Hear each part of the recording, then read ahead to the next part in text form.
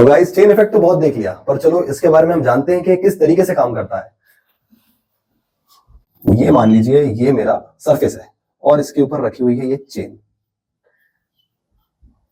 बहुत सारे लोग कहते हैं कि चेन इफेक्ट मोमेंटम के कारण है, बट समझते हैं क्या ये वास्तव में मोमेंटम के कारण है या कुछ और खिचड़ी है इसके पीछे।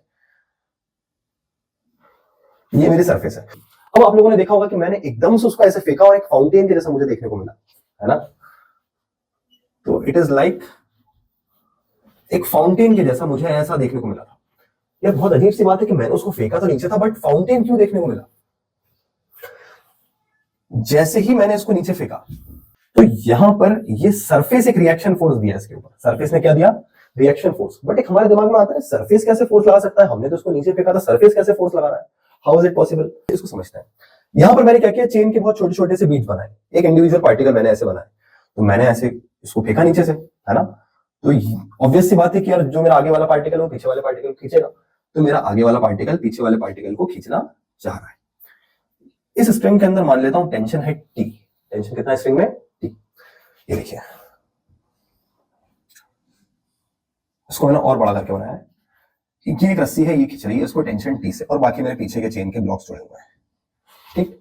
अब ऑब्वियस सी बात है, हम लोगों ने 12th की मैकेनिक्स में, 11th की मैकेनिक्स में हम लोगों ने पढ़ा है कि जस्ट सपोज अगर मैं F फोर्स से इस रॉड को खींच रहा हूं तो ये रॉड इनिशियली क्या होगी?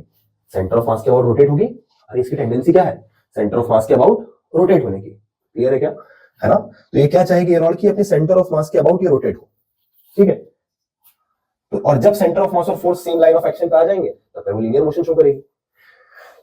तो यहां पर ये जो मेरी रॉड है, ये जो मेरा इंडिविजुअल पार्टिकल है रॉड का, ये क्या चाहता है कि यार ये इस तरीके से हो जाए, इस तरीके से ये रोटेट हो जाए।